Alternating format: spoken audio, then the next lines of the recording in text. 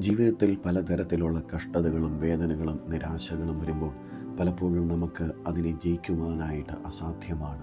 പലപ്പോഴും നമ്മൾ നിരാശപ്പെട്ട് ദൈവസന്നിധിയിൽ കരയാറുണ്ട്. ദൈവത്തോട് പറയാറുണ്ട്, കർത്താവേ, എൻ്റെ പ്രാർത്ഥനകൾക്ക് നീ മറുപടി തരുന്നില്ലയോ, എനിക്ക് എന്തുകൊണ്ടാണ് ഉത്തരം തരാത്തതെന്ന് പല പ്രാവശ്യങ്ങൾ നമ്മൾ ദൈവത്തോട് ചോദ്യങ്ങൾ ചോദിക്കാറുണ്ട്. എന്നാൽ ദൈവത്തിൻ്റെ തിരുവചനം ഇപ്രകാരമാണ് പറയുന്നത്. 2 കൊരിന്ത്യർ 12:9. അവൻ എന്നോട്, എൻ്റെ കൃപ നിനക്ക് മതി, എൻ്റെ ശക്തി ബലഹീനതയിൽ തികഞ്ഞു വരുന്നു എന്ന് പറഞ്ഞു. പ്രിയ ദൈവവേദനയെ, ദൈവത്തിൻ്റെ കൃപയില്ലാതെ നമുക്ക് മുമ്പോട്ട് പോകുക അസാധ്യമാണ്.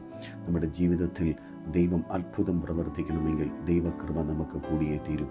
ഈ നല്ല ദിവസം കർത്താവിന് വേണ്ടി നിൻ്റെ ഹൃദയം തുറന്നു കൊടുക്കാമോ? ദൈവത്തോട് പറയണം, കർത്താവെ, അങ്ങയുടെ കൃപ എനിക്ക് നൽകണം, അങ്ങയുടെ സാന്നിധ്യം എനിക്ക് നൽകണം, അങ്ങയോട് പറ്റിയിരിക്കാനായിട്ടുള്ള കൃപ എനിക്ക് നൽകണം. എൻ്റെ സകല പ്രാർത്ഥനാ വിഷയത്തിനുമേൽ കർത്താവിന് ഉത്തരം നൽകണമെന്ന് ഒരു വാക്ക് ദൈവസന്നിധിയിൽ പറയാമോ? അവൻ നിൻ്റെ ജീവിതത്തിൽ അത്ഭുതം പ്രവർത്തിക്കും.